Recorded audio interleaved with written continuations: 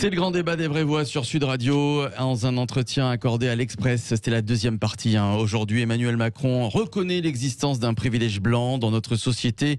Être un homme blanc crée des conditions objectives plus faciles pour avoir un logement ou encore pour trouver un emploi qu'être un homme asiatique, noir ou maghrébin. Voilà ce qu'a déclaré le chef de l'État dans l'Express. Avant de nuancer en parlant de travail et de mérite, existe-t-il un privilège blanc? C'est la question que l'on vous pose sur le compte Twitter de Sud Radio et le 0826 300 300 pour réagir. Sud Radio, les vraies voix. Le débat est ouvert. Le grand débat avec Philippe Bilger, Françoise Degois, Philippe David et notre invité, l'ancien président du CRAN, Louis-Georges Tin, qui est avec nous. Bonsoir. Bonsoir. Bonsoir à vous, Monsieur Tin. Emmanuel Macron qui reconnaît un privilège blanc. Qu'est-ce que vous dites, Louis-Georges Tin, ce soir? Enfin? Alors je dis enfin, et en même temps c'est une évidence. On ne peut pas dire dans la société il y a des discriminations et contester le fait qu'il y ait des privilèges. Car la discrimination, c'est lorsque on a moins de manière illégale, et le privilège, c'est quand on a plus, également sans raison légale. Donc les deux vont de pair. On ne peut pas dire qu'il y a des discriminations, mais il n'y a pas de privilège. À partir de ça, une fois qu'on a dit ça, la question c'est qu'est-ce qu'on fait? Et donc, pour l'instant, je n'ai pas encore entendu la seconde partie du message, mais il faut qu'elle arrive, sinon ça n'a pas d'intérêt. Alors, je crois que c'est une première qu'un chef de l'État en exercice reconnaît comme ça qu'il y a un privilège blanc, Françoise Degois. Non, si vous voulez, moi j'ai beaucoup de mal avec cette histoire-là, parce qu'il reconnaît ça, mais dans la phrase d'après il parle des victimes, et dans la phrase d'après il parle de Charles Maurras. Écoutez, non, mais honnêtement, qui me parle d'un grand écrivain, parlons de Bernanos, qui a complètement changé de point de vue, qui vient de l'action française et qui termine dans l'universalisme. Enfin, là, on est au délire. Vous l'avez vu cette interview? Et par ailleurs, sur le privilège blanc, c'est tellement évident. Je vais peut-être heurter les auditeurs, mais bon, c'est pas grave. Évidemment que dans la France de 2020, quand vous appelez Philippe, Françoise ou Philippe, c'est plus facile. Plus de chance. On parle de l'emploi. Tiens, parlons de l'emploi, par exemple. Mouloud ou Boubacar, je suis désolé, ou vrai. Rachida, je suis désolé, que ça plaise ou pas. Et puis, le privilège blanc, bien sûr qu'il existe, absolument, en termes de discrimination, même silencieuse, même qui ne se voit pas, en termes, évidemment, comment dirais-je, de visibilité, en termes de responsabilité. Et moi, je dis, il faut que ça change. Je suis très heureuse, vous savez, parce que j'adore les États-Unis. Bon, c'est pas un de mes pays préférés, mais en tout cas, aux États-Unis, les projections de population font que en 2040, on aura fait une bascule, c'est-à-dire que les Américains d'origine européenne seront moins nombreux que les Américains d'origine indienne, asiatique, et c'est très bien. Philippe Bilger, sur le privilège blanc, est-ce que vous avez lu attentivement donc la deuxième partie de l'interview de l'Express? J'ai tout lu et enfin j'ai lu Maurras tout vous a pas dérangé? Maurras vous a pas dérangé? Non, pas du tout. Pas du tout, parce qu'il faut le resituer dans le contexte. Françoise, il dit je dénonce tout ce qu'il a été, mais je trouverais absurde de l'interdire. C'est très différent. Non, mais c'est la si méthode. vous me permettez. Non, mais moi j'ai trouvé que c'est un superbe exercice intellectuel avec des visées politiques claires. Mais là où, d'abord, il n'est pas aussi sommaire qu'on l'a résumé sur l'homme blanc. Quand on lit bien le paragraphe, il admet que ça dépend aussi un peu de la volonté, de la liberté de chacun. La seule chose qui me gêne, il ne va pas jusqu'à dire, comme Adèle Haenel, que le simple fait d'être blanc est du racisme. Non, il dit, en réalité, et c'est ce que je lui reprocherait, il a une certaine manière de racialiser les inégalités sociales et économiques, comme si au sein des Blancs, il n'y avait pas de détresse sociale et économique. C'est cela qui me gêne. Il donne l'impression d'un système qu'il dénonce, même si après il dit il y a des exceptions, et je trouve que c'est un peu dangereux de sa part de donner l'impression de systématiser quelque chose alors que ça n'est pas vrai, et que en réalité ça n'est pas le fait d'être blanc, le fait d'être maghrébin ou le fait d'être noir qui crée le problème, c'est tout simplement, comme je l'ai indiqué de manière trop longue, les inégalités sociales et économiques qui se retrouvent partout. Alors il citait cette phrase de l'interview Louis-Georges Tin où il nuançait Emmanuel Macron en parlant évidemment de travail et de mérite. Alors, mais personne ne dit le contraire. C'est pas parce qu'on est noir qu'on est nécessairement en échec toute sa vie, bien entendu. Mais cela contribue évidemment à des inégalités sociales. Monsieur dit que tout est social, mais la question raciale est une question sociale aussi. Simplement, même à l'intérieur d'une même classe sociale, vous retrouverez des différences entre hommes et femmes, entre noirs et blancs, etc. Il y a une enquête qui a été faite par France Stratégie il y a quelques années. France Stratégie est sous l'autorité de Matignon, c'est pas le cran. Et bien qui montrait qu'entre un homme blanc et une femme noire ou arabe, le différentiel à travail égal, il est pour une femme noire 51 € comme l'homme blanc aurait 100 €. C'est-à-dire 49 points d'écart. C'est énorme, mais ça on ne le dit pas. Et c'est France Stratégie pourtant qui l'a montré. Donc aujourd'hui, la seule question, c'est concrètement qu'est-ce qu'on fait.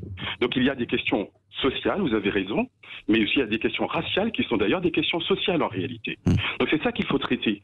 Et donc que ce soit la question des femmes, lorsque par exemple on sait tous que les femmes touchent 20% de moins que les hommes en général, eh bien il faut se demander ce qu'on fait concrètement. Et les hommes qui sont chefs d'entreprise ne se disent pas tous les matins comment je vais faire pour discriminer les femmes dans mon entreprise. Mais c'est quand même un fait. Moi en tant qu'homme, je suis un privilégié. En tant que noir, je suis discriminable. C'est un fait. Alors qu'est-ce qu'on fait, Louis-Georges Jettin? Si on parle d'emploi, Philippe David, il y a le CV anonyme par exemple, c'est l'une des options. Mais le CV anonyme, ça ne veut rien dire. Moi j'ai embauché des gens pendant plusieurs années. Le CV anonyme, alors, déjà la photo, je dois vous avouer que moi je ne demandais pas la photo sur les CV, d'accord, le nom, le prénom. Mais ça ne me posait pas de problème pour convoquer quelqu'un, strictement aucun. Parce que de toute façon, vous n'embauchez jamais quelqu'un sans avoir passé 2 entretiens d'embauche. Je pense qu'on est d'accord. Vous avez le premier entretien, vous recevez 10 personnes, vous gardez 2 finalistes, et puis les 2 finalistes, moi je me suis jamais posé la question du prénom, du nom, ni même de l'adresse. Quand on me dit, si je voyais le code postal des Isards à Toulouse, je faisais pas peut-être, vous peut-être. Le Mirail, mais franchement, j'ai parlé avec pas mal d'employeurs qui bossaient sur la même zone industrielle à l'époque, etc. On peut pas, Philippe, pardon, on peut pas entendre une généralité de ton cas particulier, c'est pas possible. Mais quand Macron dit le privilège blanc, il fait une généralité aussi. Je vais prendre un cas un peu provoque et un peu extrême. Qui est le plus privilégié? Qui est le plus privilégié, Mbappé ou le blanc qui dort sous un pont à Paris? Évidemment que non. C'est comme les gens. Non, mais attends, pardon, Philippe, je veux pas monter dans les tours. Mais c'est comme les gens qui te parlent d'Omar Sy, si tu veux. Oui, mais Omar Sy, avant d'être Omar Sy, il a galéré. Donc, on peut pas. Les gens te disent, regardez, il y a Barack Obama. Oui, d'accord. Mais pour un président des États-Unis qui a d'ailleurs pas vraiment beaucoup travaillé sur la question des discriminations pour des raisons X et Y, la réalité, oui, bien sûr, il y a un privilège. En tout cas, il y a une discrimination à être black, beurre, voire asiatique dans les pays occidentaux. Après, est-ce qu'on peut l'accepter? Est-ce qu'on peut accepter juste cette réalité et pas essayer de se faire des nœuds dans la tête en disant oui, mais c'est quoi le privilège global? Est-ce qu'on peut l'accepter et essayer de le changer, tout simplement? Philippe Bilger, est-ce que vous pouvez répondre à la question de Louis-Georges Jettin, une fois qu'on a effectivement fait le constat? Qu'est-ce qu'on fait maintenant, par exemple, puisqu'on parle d'emploi? Philippe Bilger. Je continue. L'emploi, bien sûr, c'est le fondement même d'une politique et c'est énorme. Combien de procureurs généraux black? Combien de procureurs black ou beurre? Combien de procureurs, combien de grands magistrats? Ça vient, François. Voilà, je sais. Il faut que ça vienne. Je continue à trouver un peu dangereuse la volonté de placer les avancées démocratiques sur le plan racial. Mais encore une fois, le président Macron ne le fait pas de manière aussi simpliste. Et je réponds à mon ami Philippe David, il ne dit pas qu'il y a un système. Il ajoute, évidemment, on peut se débrouiller autrement. Il met l'accent sur ce qui m'apparaît aujourd'hui comme des évidences dans certaines localités ou dans certaines banlieues. Je n'irai pas soutenir, malgré la détresse de l'homme blanc ici ou là, que le blanc, le noir, le maghrébin n'a pas plus de difficultés dans certains lieux et dans certaines régions pour obtenir un emploi. Ça me semble une évidence, même si on a un employeur parfait comme Philippe David. Oui. Nul n'est parfait. Non, moi ce qui pose problème par rapport à Emmanuel Macron, c'est que ce sujet, il est prégnant dans la société française. Et pourquoi va-t-il parler de privilège blanc? Je pense qu'un président de la République, ça doit prendre beaucoup plus de hauteur. Il doit par exemple dire, écoutez, d'accord, il y a des problèmes, mais on va trouver des solutions. Qu'est-ce qu'il amène comme solution dans son discours? Rien. Ah ben rien. C'est pour Voilà, ça bah que oui, moi- mais c'est ça le Non, problème. mais c'est pour ça que moi Mais je il n'est comprends pas pas. fait comme- pour ça, le je discours. comprends pas comme Enfin, Philippe quand il est comment. juste Non, mais président de la honnêtement, République, hein. honnêtement, Philippe, je comprends absolument pas comment, avec votre acuité intellectuelle, vous considérez que c'est un exercice intellectuel. C'est rien. C'est du vent Ah, dont il on est- fait les vous flûtes. parlez de quel Je l'ai lu de Non, A jusqu'à non, Z. François, Ça ne je veut le rien trouve dire. éblouissant. Ça, mais non, Non. sa phrase sur la victimisation, les victimes, ne veut Il rien a dire. raison. Mais ça ne veut rien Ah, dire, non. Philippe. C'est première année de Sciences Po. Moi, j'ai un élève qui me Ah, fait ça en non, première année de non, Sciences non. Po. Je dis, mais c'est pas Oui. possible. Non, mais c'est la réalité. Je vous dis Non, juste, mais- il y a rien. Il y a rien. J'enfonce des François. portes ouvertes dans un truc complètement amphigurique. Pardonnez-moi de Allez, vous le dire. Philippe C'est Bilger. amphigurique. Désolé, ça veut dire quoi en figurique? Non, Parce que je non, sais pas. Non. En figurique, c'est un mélange de tellement de concepts que c'est complètement D'accord. confus. En figurique, c'est Voilà. un mélange de pompe et de pompe. À la fois, c'est pompeux et c'est fumeux. Voilà. Voilà. C'est un peu, En figurique. En figurique. Le mot c'est- du Vous jour. avez appris. C'est merveilleux. Vous avez appris. Non, mais moi, un j'adore. second mot, Philippe. Non, Vous parce auriez que dit ça c'est lui- pompeux et c'est fumeux, j'aurais compris. Non, mais c'est en figurique. Pour moi, Oui. ne dites pas quand même que c'est un grand Philippe exercice Bilger. intellectuel. Non, je ne rejoins pas du tout François. Bon, je d'accord. trouve que cet entretien est passionnant parce que, évidemment, il répond à une multitude de questions qui lui permettent de faire, à tort ou à raison, une sorte de portrait, selon lui, lucide de la société française, avec, encore une fois, une tactique politique derrière. Je l'admets très volontiers. Il n'a pas de Lorsqu'il conviction. Lorsqu'il met ensemble Sarkozy et Chevènement et lorsqu'il doit... Voilà, Je- mais Philippe, mais- on peut pas, ça c'est pas ça la haute portée intellectuelle. On peut pas, dans une même phrase, expliquer qu'il y a un privilège blanc et pas tomber dans le débat du racisme parce qu'il n'y a qu'une seule race, c'est la race humaine. Hein. Je vous espère, il n'y a pas de race noire ou race blanche, ça n'existe pas. Donc déjà, ça on commence. Et dans Mais le les même temps. antiracistes nous l'ont fait Non, croire. mais en même temps, oui, mais en même temps, il n'y a pas de bonne ou de mauvaise victime.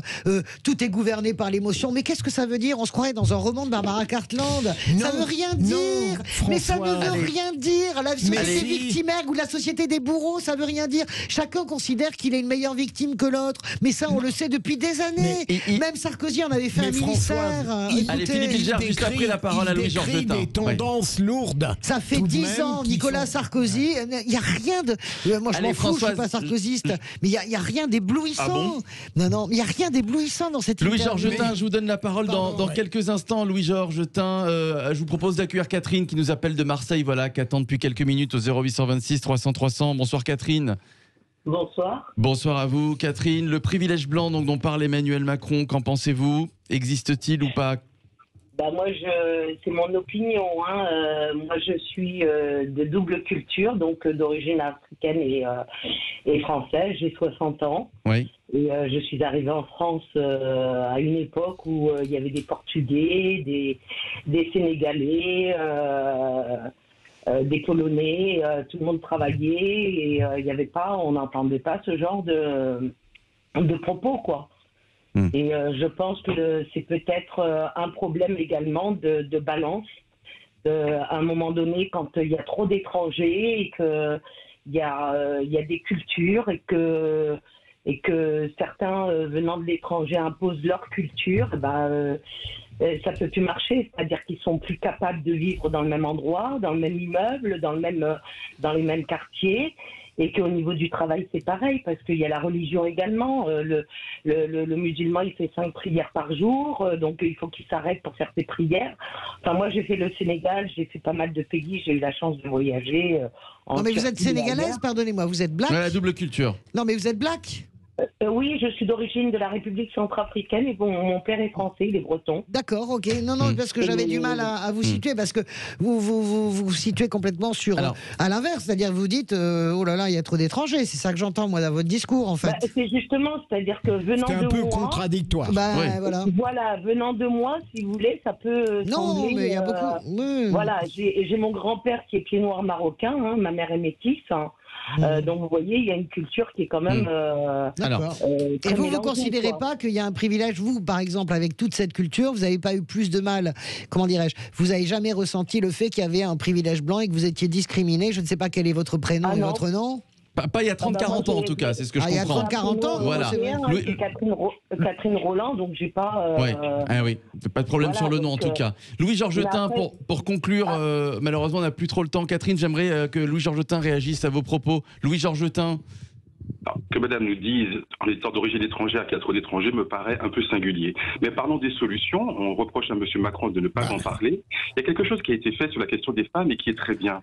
C'est le rapport de situation comparée qui, dans chaque entreprise, existe aujourd'hui, qui permet de voir si les femmes sont aussi bien traitées que les hommes en matière de recrutement, de promotion, de formation et de rémunération. Eh bien, on peut faire exactement la même chose sur la question des origines. Et voilà une piste très concrète, parce que quand vous êtes discriminé dans l'emploi, eh bien, tout le reste en découle, c'est-à-dire le logement, l'éducation, etc. Donc voilà quelque chose de concret que l'on peut mettre en place. Et la loi sur le séparatisme, qui n'a plus ce nom, eh bien, devrait avoir deux jambes. Une jambe qui est celle qui existe déjà, mais une deuxième qui porte davantage sur les questions d'égalité, d'intégration. On ne peut pas reprocher aux gens d'être séparés et en même temps ne pas tout faire pour les intégrer. Ouais, alors effectivement, bon, moi aussi j'ai lu l'interview dans l'Express, c'est vrai que tout un constat est fait, pas seulement sur le privilège blanc, hein, mais sur d'autres sujets. Bon, c'est vrai qu'il n'y a pas toujours les solutions, évidemment. Vous dites que c'est pas le rôle du chef de l'État. Si, c'est le rôle du chef de l'État. C'est si un chef de l'État, c'est fait pour trouver les solutions. Il fait un constat, il donne la solution en général. Le problème, c'est que dans un entretien comme ça, Philippe. Non, mais au moins donner des pistes. Mais il n'y a aucun souffle. Mais il est commentateur de la vie politique française qu'il mène. C'est complètement délirant. Il est complètement. Pourtant, vous savez à quel point j'aime beaucoup François Hollande, mais c'est aussi peu efficace et c'est aussi presque grotesque que François Hollande, un président de la République. Non, mais il n'est pas là pour commenter. Si vous me permettez une distinction, François Hollande commentait et Emmanuel Macron, me semble-t-il, analyse pour l'action. Mais l'analyse c'est encore une fois la société des victimes. Ça fait 15 ans que j'entends ça à droite avec Nicolas Sarkozy. Je sais pas. C'est prendre encore une fois cette salade méli-mélo pour une grande volée intellectuelle. Moi, ça me paraît complètement fou, hein, franchement. Allez, j'aimerais qu'on remercie. Nous sommes en désaccord. Voilà. Merci à vous, Louis-Georges Tin, qui était avec nous, l'ancien président du CRAN.